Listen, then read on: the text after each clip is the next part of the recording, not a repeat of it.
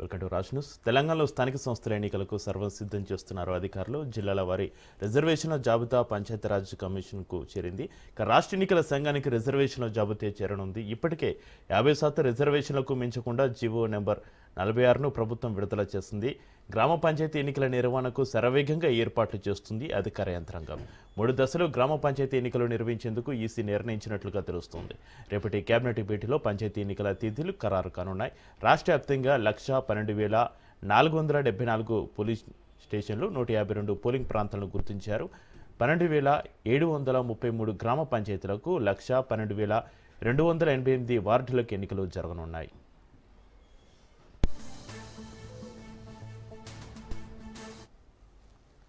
రాష్ట్ర ఎన్నికల సంఘానికి రిజర్వేషన్ల వివరాలు సమర్పించింది తెలంగాణ సర్కార్. పంచాయతీ ఎన్నికలకు సిద్ధంగా ఉన్నామని ఎస్ఈసీకి తెలిపింది ప్రభుత్వం. సర్పంచ్, వార్డు సభ్యుల రిజర్వేషన్ల గెజిట్లు ఎస్ఈసీకి సమర్పించింది. రేపు హైకోర్టులో విచారణ తర్వాత షెడ్యూల్ ప్రకటించే యోచనలో ఎస్ఈసీ ఉన్నట్లుగా తెలుస్తోంది. ఎన్నికల పరిశీలకులతోటి వీడియో కాన్ఫరెన్స్ నిర్వహించారు ఎస్ఈసీ రాణి కుముదిని. పంచాయతీ ఎన్నికలకు ఏర్పాట్లు చేయాలని ఎస్ఈసీ ఆదేశించారు.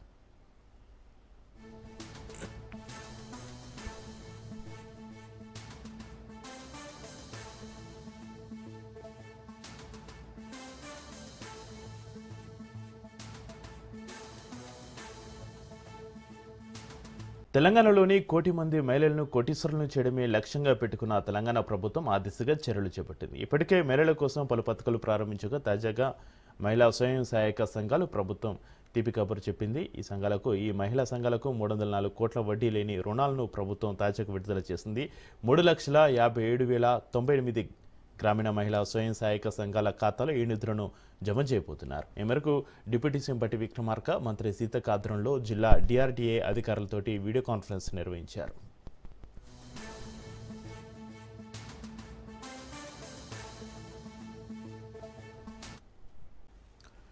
ఏలూరు జిల్లాలో AP deputy CM Pawan Kalyan పర్యటిస్తున్నారు. రాజమహేంద్రవరం, మధురపూడి వరకు ప్రత్యేక విమానంలో వచ్చిన ఆయన అక్కడి నుంచి రోడ్డు మార్గం ద్వారా కోయిలగూడ మండలం రాజవరం చేరుకున్నారు. అక్కడ పర్యటించి గ్రామస్తులతోటి మాట్లాడారు. అక్కడి నుంచి ద్వారక తిరుమల మండలం ఐఎస్ జగన్నాథపురానికి చేరుకుని సుందరగిరి లక్ష్మీనరసింహస్వామి ఆలయాన్ని దర్శించుకున్నారు. ఆయనకు అధికారులు పూర్ణకుంభం, ఆలయ మర్యాదలతోటి స్వాగతం పలికారు. స్వామివారికి పవన్ పట్టు వస్త్రాలు సమర్పించి ప్రత్యేక పూజలు చేశారు.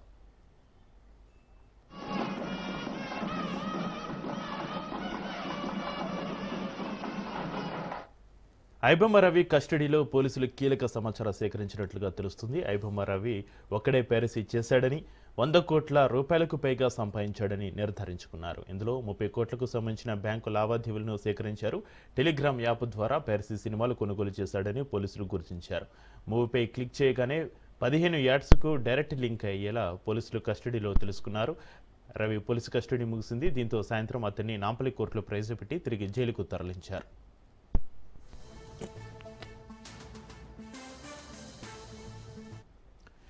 సినిమాపై క్లిక్ చేయగానే 15 యాడ్స్కు డైరెక్ట్ లింక్ అయ్యేలా చేసినట్లుగా నిర్ధారించారు. మ్యాట్రిమోనీ, బెట్టింగ్, గేమింగ్తో పాటు పలు యాడ్స్కు లింక్ చేశాడని, ఏపీకే ఫైల్స్ లింక్స్ పంపి బెట్టింగ్ యాప్స్కు ప్రమోషన్ చేశాడన్నారు పోలీసులు. 50 లక్షల పైచలకు వివర్షిప్ చూపెట్టి పెద్ద ఎత్తున డబ్బు సంపాదించాడని, భారత్లో ఉన్న ఐడిఎఫ్సి బ్యాంకే నిధుల బదలాయింపు చేశాడన్నారు. ఐడిఎఫ్సి బ్యాంకే వచ్చిన నిధులను యుఎస్డిటి ద్వారా మళ్లింపు చేశాడని సిసిఎస్ సైబర్ క్రైమ్ పోలీసులు గుర్తించారు.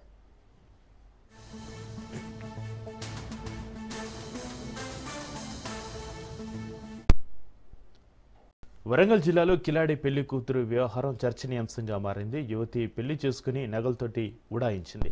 2 లక్షల నగదు, 8 తులాలకు పైగా బంగారంతో పరారైంది. పర్వతగిరి మండలం చోటపల్లిలో ఈ ఘటన ఆలస్యంగా వెలుగులోకి వచ్చింది. విజయవాడకు చెందిన యువతి మ్యాట్రిమోనీ సైట్లో ప్రొఫైల్ అప్లోడ్ చేసి అమాయకులను మోసం చేస్తుంది. యువతి పేరెంట్స్, బంధువులు అంతా ఫేక్ అని వరుడు తెలుసుకున్నాడు. మరో 2 యువకులను సైతం ఇదే తరహాలో యువతి మోసం చేస్తుంది.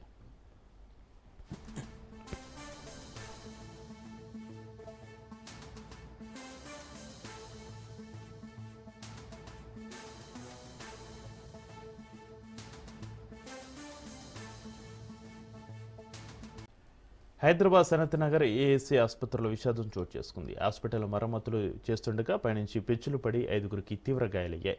ఎమర్జెన్సీ వార్డులో చికిత్స పొందుతూ భానుచందు అనే వ్యక్తి మృతి చెందాడు. మిగతా వారి పరిస్థితి విషమంగా ఉన్నట్లుగా తెలుస్తోంది. మరమ్మతులు చేస్తుండగానే ఈ ఘటన చోటు చేసుకుంది.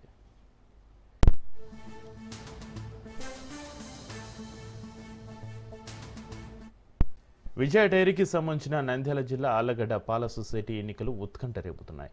ఎన్నికలను అభ్యర్థులు ప్రతిష్టాత్మకంగా తీసుకోవడంతో గొడవలు జరిగే ఛాన్స్ ఉందని భావించిన పోలీసులు ఆళ్లగడ్డ సబ్ డివిజన్ పరిధిలో పోలీసు యాక్ట్ సెక్షన్ 30ని అమలు చేశారు. శాంతి భద్రతలకు విఘాతం కలిగిస్తే చట్టపరమైన చర్యలు తీసుకుంటామని Allagadda sub division DSP Pramod స్పష్టం చేశారు.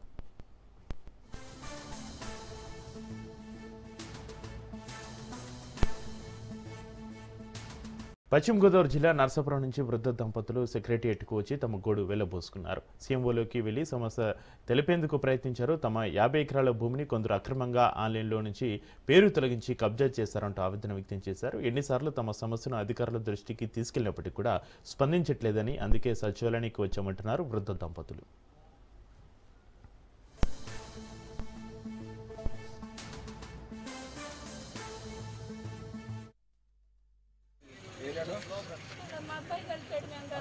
ఏంటి భూమి సమస్య అంటే ఏంటి? ఎవరైనా మీ భూమిని కబ్జా చేస్తారా ఏంటి? అసలు మా పేరు మీద వచ్చిన ఆన్లైన్ తీసేసి వాళ్ళు అమ్మేసుకున్నారు. చాలా సార్లు పెట్టాను. జగన్ ఉన్నప్పుడు కూడా బయటికి పంపించాను. ఎన్ని ఎకరాలు మొత్తం? 50 ఎకరాల వరకు అమ్మారు. ఉన్న 5 ఎకరాలు ఉంటే అది కూడా అమ్ముతాను గడువు పెట్టుకున్నారు. దాన్ని అందరినీ కలిసాను. అందరూ వాళ్ళ మాట మాట్లాడుతున్నారు. ఇక్కడ ఇవాళ ఇప్పుడు అసలు ఇక్కడ సచివాలయంలో పొలాలన్నీ ఆక్రమించుకొని దొంగరిష్టం చేసుకున్నారు.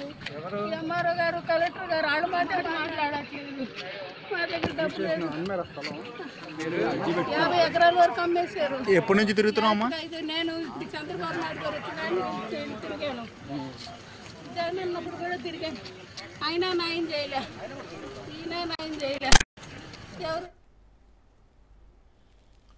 పడంతో ఓ వైద్యురాలు ఆత్మహత్యకు పాల్పడింది. హైదరాబాద్ పద్మరావు నగర్లో ఈ ఘటన చోటు చేసుకుంది. రోజుల క్రితం డాక్టర్ రోహిణికి వీసా రిజెక్ట్ అయినట్లుగా తెలుస్తుంది. దీంతో ఆమె మనస్తాపం చెంది నిద్ర మాత్రలు మింగి ఆత్మహత్య చేసుకుంది.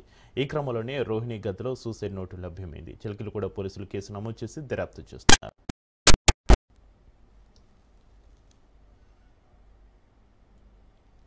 నిజామాబాద్ జిల్లా చందూరు మండలం చోటు చేసుకుంది.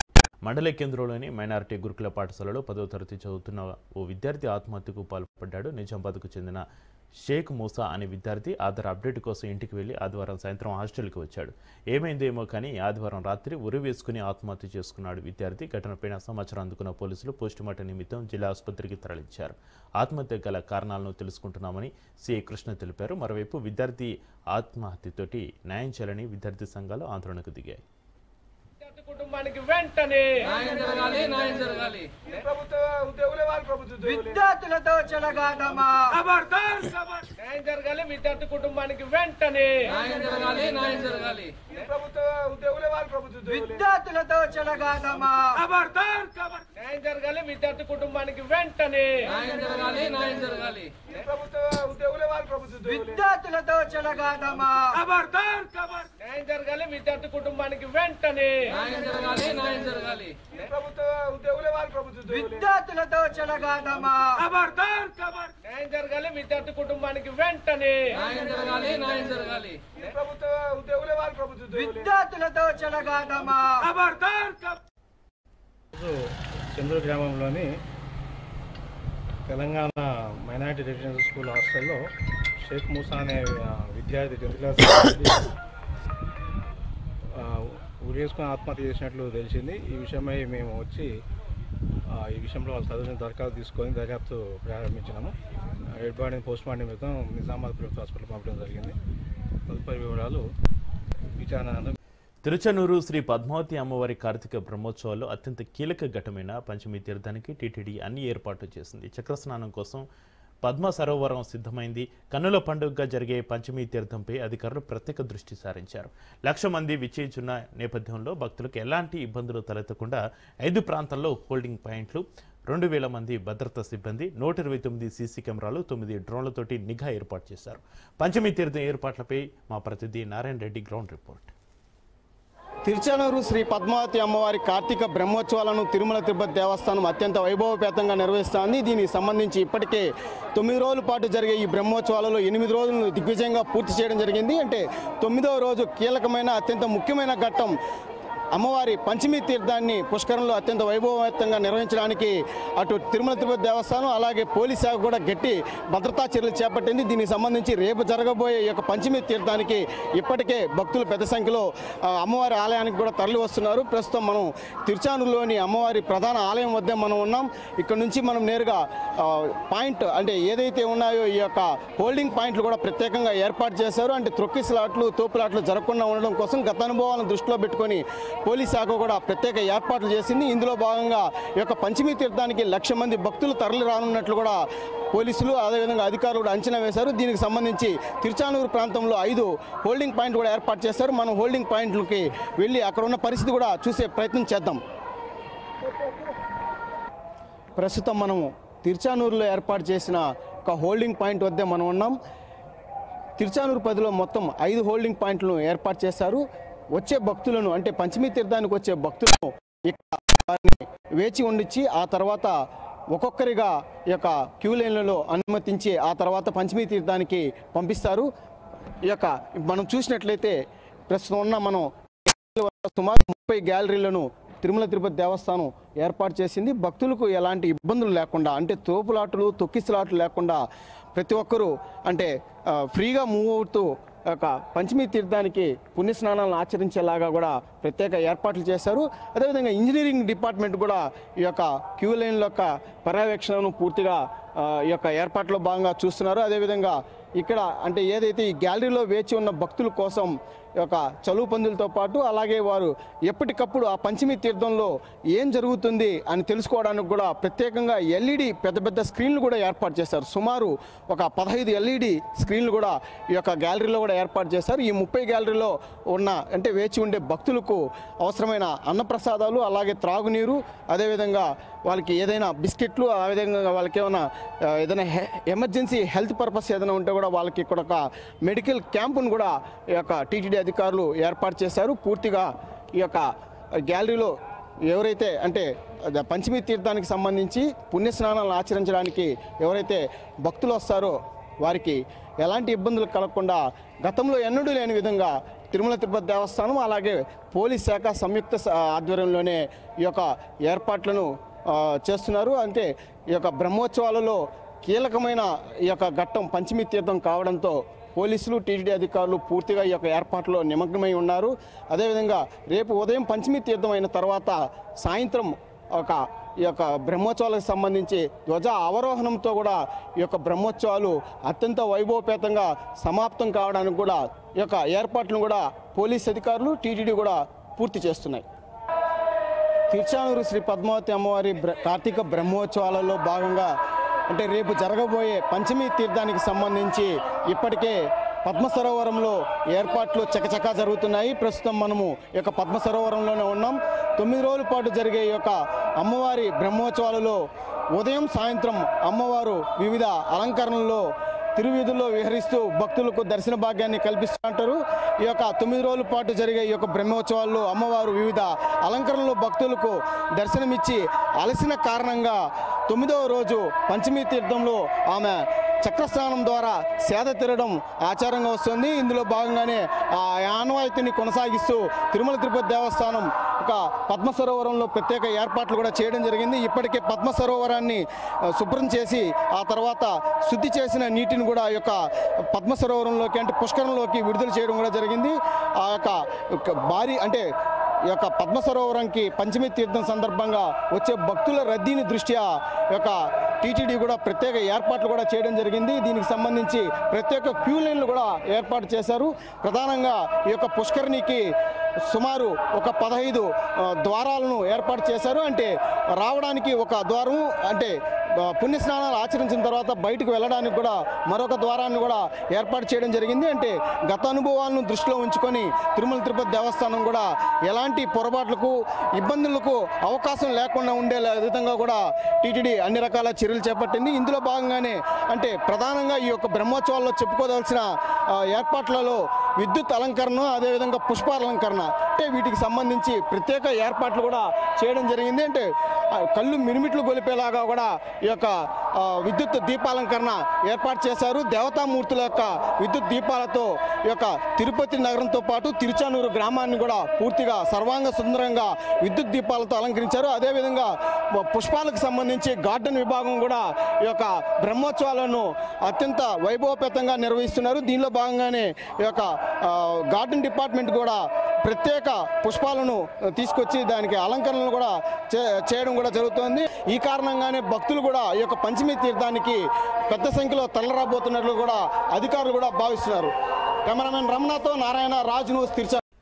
హైదరాబాద్ పట్టణచెరువు ఎమ్మెల్యే గూడెం మైపాల్ రెడ్డి సోదరెడ్డి ఆస్తులు అటాచ్ చేశారు. గూడెం మధుసూదన్ రెడ్డి, విక్రమ్ రెడ్డి ఆస్తులు అటాచ్ చేశారు. ఈడీ అధికారులు 80 కోట్ల ఆస్తులు అటాచ్ చేస్తూ ఈడీ ఆదేశాలు జారీ చేసింది. సంతోష్ శాండ్ గ్రానైట్ వ్యాపారం ద్వారా భారీగా అక్రమాలు జరిగినట్లుగా నిర్ధారించారు. 300 కోట్లకు పైచీలకు అక్రమ మైనింగ్ చేసినట్లుగా ఈడీ గుర్తించింది. జీవీఆర్ ఎంటర్ప్రైజ్ ద్వారా అక్రమ మైనింగ్కు పాల్పడినట్లుగా గుర్తించారు.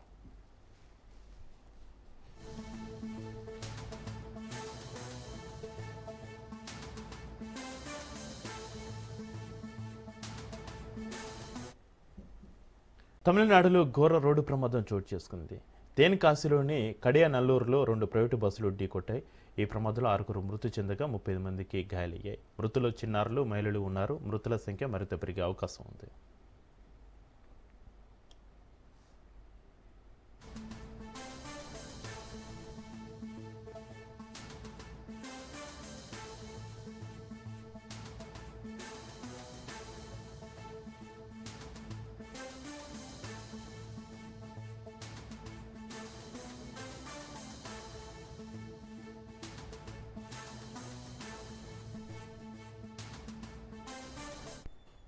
ఉత్తరప్రదేశ్ బరేలీ హింసాకాండకు పాల్పడిన మౌలానా తాకిర్ రజా సన్నిహితుడు మహమ్మద్ ఆరిఫ్కు చెందిన అక్రమ ఆస్తులను యోగి సర్కార్ నేలమట్టం చేసింది. భారీ భద్రత ఏర్పాట్ల మధ్య శనివారం మధ్యాహ్నం కూల్చివేతలు ప్రారంభించింది బరేలీ డెవలప్మెంట్ అథారిటీ. భవనం కూల్చివేతల కారణంగా చుట్టుపక్కల ప్రాంతాలు మొత్తం దుమ్ముతో నిండిపోయింది.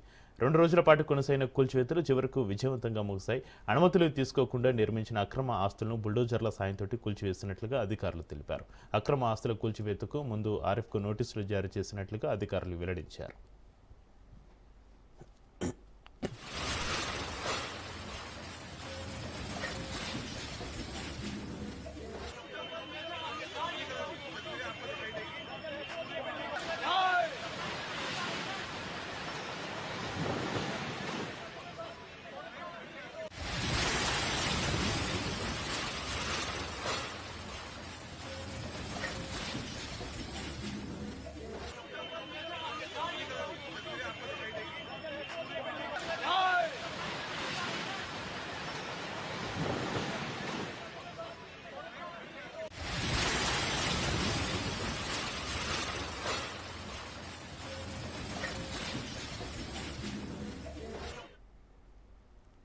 బాలీవుడ్ దిగ్గజ నటుడు ధర్మేంద్ర ఇకలేరు. ముంబైలోని తన నివాసంలో చికిత్స పొందుతూ తుది శ్వాస విడిచారు. కొంతకాలంగా గుండె సంబంధిత సమస్యలతోటి ఆయన ఇబ్బంది పడుతున్నారు. కొద్ది రోజుల క్రితం ముంబైలోని ఓ ప్రముఖ ఆసుపత్రిలో ధర్మేంద్ర చికిత్స పొందుతుండగా తన ఆరోగ్యం మరింత క్షీణించడంతో కుటుంబ సభ్యులు ఇంటికి తీసుకెళ్లారు. ఇంటి వద్దే వైద్యుల పర్యవేక్షణలో ఆయన ఉన్నారు. అయితే పరిస్థితి విషమించడంతో ధర్మేంద్ర మరణించారు. 300కు పైగా చిత్రాల్లో నటించిన ఆయన యాక్షన్ కింగ్గా, బాలీవుడ్ హీ మ్యాన్గా గుర్తింపు దక్కించుకున్నారు.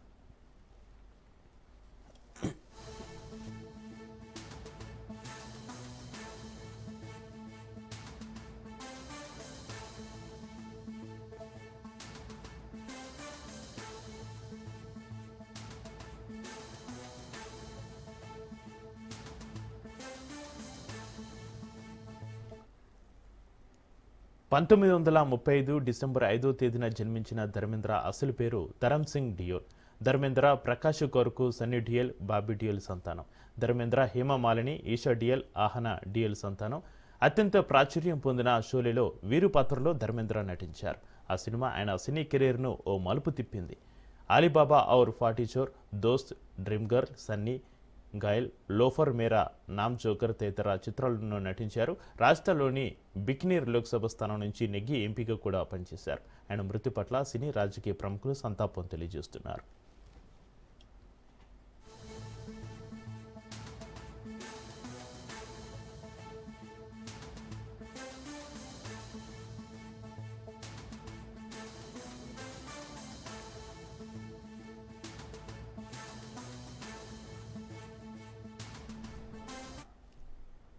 పరిస్థితి ఉండగా ఇప్పటివరకు అటువంటి ప్రయత్నాలు ఏం జరిగినట్టు దాఖలాలు లేవు.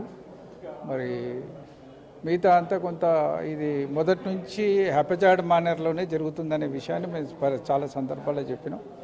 జీవోలు తీయడంలో, జిఎల్లో పొరపాటు చేయడంలో, డెడికేటెడ్ కమిషన్ని తప్పుగా నియమించడంలో, లేదా దాన్ని బీసీ కులగాని మొదట్లో చెప్పడం, ఇవన్నీ తప్పులు దిద్దుకుంటూ వస్తున్నారు. 10 సార్లు చెప్పాల్సి వస్తున్నది. ఎన్ని పొరపాట్లున్నా ఈ సమాజం బిల్లులన్నింటినీ ఏకగ్రీవంగా ఆమోదించడం మనం పూర్తిగా కాలయాపన చేసే పనిలోనే ఉందంటారా? మరోవైపు మరి 42% రాజకీయ పరంగా 42% బీసీలకు ఇస్తున్నాము, ఈసారి అత్యధికంగా ఎన్నడూ లేని విధంగా దేశ చరిత్రలో డెడికేటెడ్ కమిషన్ వచ్చినప్పుడు కోర్టు 3 నెలల్లో రిపోర్ట్ సబ్మిట్ చేయమన్నది. అందుకే ఫిబ్రవరి లోపల రిపోర్ట్ సబ్మిట్ చేశాను. అన్నిటి వెనుక కోర్టు ఆదేశాలు ఉన్నాయి, కోర్టు ఇవి ఉన్నాయి. చేసినావు మరి ఏం చేసినావు? ఇప్పటిదాకా ఢిల్లీలో ఏం చేసినావు? ఒక బిల్లు ఢిల్లీకి పంపినాం. మనం పెట్టేటప్పుడే పెట్టినాం కదా, ఢిల్లీ ప్రెసిడెంట్ కాన్సెంట్ కావాలని మన బిల్లునే మనం రాసుకున్నాం కదా. మనం రాసుకొని మనం ఆమోదించిన బిల్లుకు వ్యతిరేకంగా నువ్వు పనిచేయడం ఎక్కడిది? కేంద్రంలో బీజేపీ ఉంది, బీఆర్ఎస్ కాంగ్రెస్ కలిపి ఒత్తిడి తెద్దాం, కానీ ఇటు బీఆర్ఎస్ పార్టీ ముందుకు రావడం లేదని కూడా కొంతమంది కాంగ్రెస్ పార్టీలో ఉన్నటువంటి బీసీ నాయకులు. మీరు ఎప్పుడైనా పిలిచినలా? అఖిలపక్షం పిలిచినలా? మా పార్టీని అధికారికంగా పిలిచినలా? ఢిల్లీలో నువ్వు బిల్లు పోకముందే ఢిల్లీకి ధర్నాకు పోతివి. ఢిల్లీకి బిల్లే పోలే, నువ్వు ఢిల్లీకి ధర్నాకు పోతివి. ఢిల్లీలో పోయి బీఆర్ఎస్ పార్టీ నాయకులు రాలేదు, ఇక్కడ చూడండి పాల్గొనలేదని. అవును, నువ్వు ధర్నాకు నువ్వు నీ స్ట్రాటజీ తప్పు. నువ్వు ఎవడైనా ఢిల్లీకి బిల్లు పోయినప్పుడు పర్సువేషన్ పోతావా, ధర్నాకు పోతావా? నువ్వు చిన్నపిల్లాడి కాదు. You're a governance, you're dealing with a government, you're dealing with a రాష్ట్రపతి. ఎవరి మీద ధర్నా చేసినావు? రాష్ట్రపతి మీద ధర్నా చేసినావా? నీకు స్ట్రాటజీ ఉండాలి, వ్యూహం ఉండాలి, ఎత్తుగడలు ఉండాలి. చిన్నపిల్లని వ్యవహారాలు చేయొద్దు, నువ్వు పబ్లిసిటీ స్టంట్లు చేయొద్దు. ప్రభుత్వాలు సిన్సియర్గా తను అనుకున్న దాని మీద పనిచేయాలి. ఏంటి సార్ మరి ఎటువంటి కార్యాచరణ ప్లాన్ చేస్తున్నారు? ఎందుకంటే ఒకవైపు రాజకీయ పరంగా 42% రిజర్వేషన్ ఇస్తున్నామని వాళ్ళు చెప్తున్నారు. సో ఇది కాదు, ఖచ్చితంగా విద్య, ఉపాధి అన్ని రంగాల్లో ఉండాలి, చట్టబద్ధత కల్పించాలి, 9వ షెడ్యూల్ మీరు అంటున్నారు. సో ఎట్లా ప్లాన్ చేస్తున్నారు? ఏ విధంగా కార్యాచరణ? మేము అడుగుతున్నాం ఈరోజు కూడా ఈ 46% ఈ జియో ఏదైతే తీసి దాన్ని రిజర్వేషన్ తగ్గించినారో దాన్ని మొత్తానికి రద్దు చేయండి. ఫస్ట్ నుంచి పార్లమెంట్ అవుతుంది, పార్లమెంట్ వాండి, రేపు పొద్దున కోర్టులో చర్చ ఉంది, మీ విచారణ ఉంది, అక్కడ టైం తీసుకోండి. మార్చి వరకు ఎన్నికలు పెట్టుకోవచ్చు, టైం ఉన్నది. ఢిల్లీ పోయి ఈ పని చేద్దాం అందరం కలిసి. ఇప్పటికైనా అఖిలపక్షాన్ని పిలువు, దాన్ని ఎక్స్ప్లెయిన్ చేయి. వాళ్ళని పిలవక ముందే నీకు నువ్వే క్యాబినెట్లో రిజర్వేషన్లు తగ్గిస్తూ నిర్ణయం తీసుకొని దాన్ని తీసుకొచ్చి మా పార్టీ ఇస్తుందని చెప్పి సెక్రటరియట్ మీటింగ్లో నువ్వు ఎట్లా చెప్తావు? నీకు ఎట్లా హక్కు ఉంటుంది? అది పార్టీ గురించి చెప్పేది గాంధీ భవన్లో చెప్పాలి, మహేష్ కుమార్ చెప్పాలి. ఖచ్చితంగా మా కార్యాచరణ సాధించేదాకా ఉంటుంది. ప్రజల్లోకి పోతాం, ప్రజల్లో చైతన్యవంతం చేస్తాం, ఢిల్లీకి పోతాం, రిప్రజెంట్ చేస్తాం. మా రిప్రజెంటేషన్ ఉంటుంది, ఒత్తిడి ఉంటుంది, 2 రకాల కార్యక్రమాలు. సార్, బీసీలకు కాంగ్రెస్ పార్టీ ఇచ్చినటువంటి హామీ ముఖ్యంగా 42% రిజర్వేషన్ కామారెడ్డి డిక్లరేషన్లో ప్రకటించారు కాబట్టి, సో అది ఆ రిజర్వేషన్ ఖచ్చితంగా ఇంప్లిమెంట్ చేయాల్సిందే అని చెప్పేసి మండలి వైస్ చైర్మన్ బండా ప్రకాష్ మిదిరాజ్ గారు చెప్తున్నారు. వీడియో జర్నలిస్ట్ శ్రవంతో సైదులు రాజు న్యూస్, తెలంగాణ భవన్. కాంగ్రెస్ పార్టీ బీసీలను మోసం చేస్తుందని మండిపడ్డారు. మండలి వైస్ చైర్మన్ బండ ప్రకాష్ బీసీలకు 42% రిజర్వేషన్ అమలు చేసి తీరాలని డిమాండ్ చేశారు. చట్టబద్ధత కోసం కేంద్రంపైన ఒత్తిడి తేవడంలో కాంగ్రెస్ పార్టీ విఫలమైందన్నారు. ఇప్పటికైనా అఖిలపక్షాన్ని ఢిల్లీకి తీసుకెళ్లి బీసీలకు 42% రిజర్వేషన్ చట్టబద్ధత కల్పించేలా కేంద్రంపై ఒత్తిడి తేవాలంటున్న మండలి వైస్ చైర్మన్ బండ ప్రకాష్ ముద్రాజ్ తోటి మా ప్రతినిధి Saidulu face to face. BC ఎమ్మెల్యేలు, ఎమ్మెల్సీలు కీలక సమావేశం తెలంగాణ భవన్లో ఏర్పాటు చేసుకున్నారు. ఈ సమావేశం ముఖ్య ఉద్దేశం ఏంటి మాట్లాడదాం. మనతో మండలి వైస్ చైర్మన్ గారు ఉన్నారు, బండ ప్రకాష్ గారు. సార్, ఏంటి సార్ ఒక సమావేశం ఏర్పాటు చేసుకున్నారు, పవర్ పాయింట్ ప్రజెంటేషన్ ఇచ్చుకున్నారు, ఏంటి సమావేశం ముఖ్య ఉద్దేశం ఏంటి? న్యాయంగా ఏదైతే 42% రిజర్వేషన్ల మీద అభ్యాసంలో ఇచ్చిన హామీల పేరుకు ఇవాళ కాంగ్రెస్ పార్టీ చేస్తున్న అనేక వాగ్దానాలు, విఫలమవుతున్న వాగ్దానాలు, ఈ విఫల ప్రయాణాన్ని సమీక్షించింది. 42% మీద అందరం ఏకగ్రీవంగా బిల్లులు పాస్ చేసి కూడా ఢిల్లీకి పంపించాం. మరి ఢిల్లీలో దాన్ని సాధించలేక, కనీసం పర్సూ చేయలేక, ఢిల్లీలో రాష్ట్రపతి గారిని కానీ పార్లమెంట్ని కానీ కన్వీన్ చేసి మరి అధికార పార్టీని కూడా కన్వీన్ చేయాల్సిన అవసరం ఉండేగా, బడేబాయిని చోటేబాయి కూడా కలిసి దీన్ని సమస్య అడగాల్సి కాంగ్రెస్ పార్టీ బీసీలను మోసం చేస్తుందని మండిపడ్డారు. మండలి వైస్ చైర్మన్ బండ ప్రకాష్ బీసీలకు 42% రిజర్వేషన్ అమలు చేసి తీరాలని డిమాండ్ చేశారు. చట్టబద్ధత కోసం కేంద్రంపైన ఒత్తిడి తేవడంలో కాంగ్రెస్ పార్టీ విఫలమైందన్నారు. ఇప్పటికైనా అఖిలపక్షాన్ని ఢిల్లీకి తీసుకెళ్లి బీసీలకు 42% రిజర్వేషన్ చట్టబద్ధత కల్పించేలా కేంద్రంపై ఒత్తిడి తేవాలంటున్న మండలి వైస్ చైర్మన్ బండ ప్రకాష్ ముద్రాస్టోటి మా ప్రతినిధి Saidulu face to face. BC ఎమ్మెల్యేలు ఎమ్మెల్సీలు కీలక సమావేశం తెలంగాణ భవన్లో ఏర్పాటు చేసుకున్నారు. ఈ సమావేశం ముఖ్య ఉద్దేశం ఏంటి మాట్లాడదాం. మనతో మండలి వైస్ చైర్మన్ గారు ఉన్నారు, బండ ప్రకాష్ గారు. సార్ ఏంటి సార్ ఒక సమావేశం ఏర్పాటు చేసుకున్నారు, పవర్ పాయింట్ ప్రజెంటేషన్ ఇచ్చుకున్నారు, ఏంటి సమావేశం ముఖ్య ఉద్దేశం ఏంటి? న్యాయంగా ఏదైతే 42% రిజర్వేషన్ల మీద అభ్యాసంలో ఇచ్చిన హామీల పేరుకు ఇవాళ కాంగ్రెస్ పార్టీ చేస్తున్న అనేక వాగ్దానాలు, విఫలమవుతున్న వాగ్దానాలు, ఈ విఫల ప్రయాణాన్ని సమీక్షించింది. 42% మీద అందరం ఏకగ్రీవంగా బిల్లులు పాస్ చేసి కూడా ఢిల్లీకి పంపించాం. మరి ఢిల్లీలో దాన్ని సాధించలేక, కనీసం పర్స్యూ చేయలేక, ఢిల్లీలో రాష్ట్రపతి గారిని కానీ పార్లమెంట్ని కానీ కన్వీన్స్ చేసి మరి అధికార పార్టీని కూడా కన్వీన్స్ చేయాల్సిన అవసరం ఉండగా, బడేబాయిని చోటేబాయి కూడా కలిసి దీన్ని సమస్య అడగాల్సిన పరిస్థితి ఉండగా ఇప్పటివరకు అటువంటి ప్రయత్నాలు ఏం జరిగినట్టు దాఖలాలు లేవు. మరి మిగతా అంతా కొంత ఇది మొదటి నుంచి హ్యాపీజాడ్ మేనర్లోనే జరుగుతుందనే విషయాన్ని మేము చాలా సందర్భాల్లో చెప్పినాం. జీవోలు తీయడంలో, జిఎల్లో పొరపాటు చేయడంలో, డెడికేటెడ్ కమిషన్ని తప్పుగా నియమించడంలో, లేదా దాన్ని బీసీ కులగాన అని మొదట్లో చెప్పడం, ఇవన్నీ తప్పులు దిద్దుకుంటూ వస్తున్నారు. 10 సార్లు చెప్పాల్సి వస్తున్నది. ఎన్ని పొరపాట్లున్నా ఈ సమాజం బిల్లులన్నింటినీ ఏకగ్రీవంగా ఆమోదించడం మనం పూర్తిగా కాలయాపన చేసే పనిలోనే ఉందంటారా? మరోవైపు మరి 42% రాజకీయ పరంగా 42% బీసీలకు ఇస్తున్నాము, ఈసారి అత్యధికంగా ఎన్నడూ లేని విధంగా దేశ చరిత్రలో డెడికేటెడ్ కమిషన్ వచ్చినప్పుడు కోర్టు 3 నెలల్లో రిపోర్ట్ సబ్మిట్ చేయమన్నది. అందుకే ఫిబ్రవరి లోపల రిపోర్ట్ సబ్మిట్ చేశాను. అన్నిటి వెనుక కోర్టు ఆదేశాలు ఉన్నాయి, కోర్టు ఇవి ఉన్నాయి. చేసినావు మరి ఏం చేసినావు? ఇప్పటిదాకా ఢిల్లీలో ఏం చేసినావు? ఒక బిల్లు ఢిల్లీకి పంపినాం. మనం పెట్టేటప్పుడు పెట్టినాం కదా, ఢిల్లీ ప్రెసిడెంట్ కాన్సెంట్ కావాలని మన బిల్లునే మనం రాసుకున్నాం కదా. మనం రాసుకొని మనం ఆమోదించిన బిల్లుకు వ్యతిరేకంగా నువ్వు పనిచేయడం ఎక్కడిది? కేంద్రంలో బీజేపీ ఉంది, బీఆర్ఎస్ కాంగ్రెస్ కలిపి ఒత్తిడి తెద్దాం, కానీ ఇటు బీఆర్ఎస్ పార్టీ ముందుకు రావడం లేదని కూడా కొంతమంది కాంగ్రెస్ పార్టీలో ఉన్నటువంటి బీసీ నాయకులు. మీరు ఎప్పుడైనా పిలిచినలా? అఖిలపక్షం పిలిచినలా? మా పార్టీని అధికారికంగా పిలిచినలా? ఢిల్లీలో నువ్వు బిల్లు పోకముందే ఢిల్లీకి ధర్నాకు పోతివి. ఢిల్లీకి బిల్లే పోలే, నువ్వు ఢిల్లీకి ధర్నాకు పోతివి. ఢిల్లీలో పోయి బీఆర్ఎస్ పార్టీ నాయకులు రాలేదు, ఇక్కడ చూడండి పాల్గొనలేదని. నువ్వు ధర్నాకు నువ్వు నీ స్ట్రాటజీ తప్పు. నువ్వు ఎవడైనా ఢిల్లీకి బిల్లు పోయినప్పుడు పర్సువేషన్ పోతావా, ధర్నాకు పోతావా? నువ్వు చిన్నపిల్లాడి కాదు. You're a governance, you're dealing with a government, you're dealing with a రాష్ట్రపతి. ఎవరి మీద ధర్నా చేసినావు? రాష్ట్రపతి మీద ధర్నా చేసినావా? నీకు స్ట్రాటజీ ఉండాలి, వ్యూహం ఉండాలి, ఎత్తుగడలు ఉండాలి. చిన్నపిల్లని వ్యవహారాలు చేయొద్దు, నువ్వు పబ్లిసిటీ స్టంట్లు చేయొద్దు. ప్రభుత్వాలు సిన్సియర్గా తను అనుకున్న దాని మీద పనిచేయాలి. ఏంటి సార్ మరి ఎటువంటి కార్యాచరణ ప్లాన్ చేస్తున్నారు? ఎందుకంటే ఒకవైపు రాజకీయ పరంగా 42% రిజర్వేషన్ ఇస్తున్నామని వాళ్ళు చెప్తున్నారు. సో ఇది కాదు, ఖచ్చితంగా విద్య, ఉపాధి అన్ని రంగాల్లో ఉండాలి, చట్టబద్ధత కల్పించాలి, 9వ షెడ్యూల్ మీరు అంటున్నారు. సో ఎట్లా ప్లాన్ చేస్తున్నారు? ఏ విధంగా కార్యాచరణ? మేము అడుగుతున్నాం. ఈరోజు కూడా ఈ 46% జియో ఏదైతే తీసి దాన్ని రిజర్వేషన్ తగ్గించినారో దాన్ని మొత్తానికి రద్దు చేయండి. ఫస్ట్ నుంచి పార్లమెంట్ అవుతుంది, పార్లమెంట్ వాండి, రేపు పొద్దున కోర్టులో చర్చ ఉంది, మీ విచారణ ఉంది, అక్కడ టైం తీసుకోండి. మార్చి వరకు ఎన్నికలు పెట్టుకోవచ్చు, టైం ఉన్నది. ఢిల్లీ పోయి ఈ పని చేద్దాం అందరం కలిసి. ఇప్పటికైనా అఖిలపక్షాన్ని పిలువు, దాన్ని ఎక్స్ప్లెయిన్ చేయి. వాళ్ళని పిలవకముందే నీకు నువ్వే క్యాబినెట్లో రిజర్వేషన్లు తగ్గిస్తూ నిర్ణయం తీసుకొని దాన్ని తీసుకొచ్చి మా పార్టీ ఇస్తుందని చెప్పి సెక్రటరియట్ మీటింగ్లో నువ్వు ఎట్లా చెప్తావు? నీకు ఎట్లా హక్కు ఉంటుంది? అది పార్టీ గురించి చెప్పేది గాంధీ భవన్లో చెప్పాలి, మహేష్ కుమార్ చెప్పాలి. ఖచ్చితంగా మా కార్యాచరణ సాధించేదాకా ఉంటుంది. ప్రజల్లోకి పోతాం, ప్రజల్లో చైతన్యవంతం చేస్తాం, ఢిల్లీ పోతాం, రిప్రజెంట్ చేస్తాం. మా రిప్రజెంటేషన్ ఉంటుంది, ఒత్తిడి ఉంటుంది, 2 రకాల కార్యక్రమాలు. సార్ బీసీలకు కాంగ్రెస్ పార్టీ ఇచ్చినటువంటి హామీ ముఖ్యంగా 42% రిజర్వేషన్ కామారెడ్డి డిక్లరేషన్లో ప్రకటించారు కాబట్టి, సో అది ఆ రిజర్వేషన్ ఖచ్చితంగా ఇంప్లిమెంట్ చేయాల్సిందే అని చెప్పేసి మండలి వైస్ చైర్మన్ బండా ప్రకాష్ ముదిరాజ్ గారు చెప్తున్నారు. వీడియో జర్నలిస్ట్ శ్రవంతో సైదులు రాజు న్యూస్ తెలంగాణ భవన్.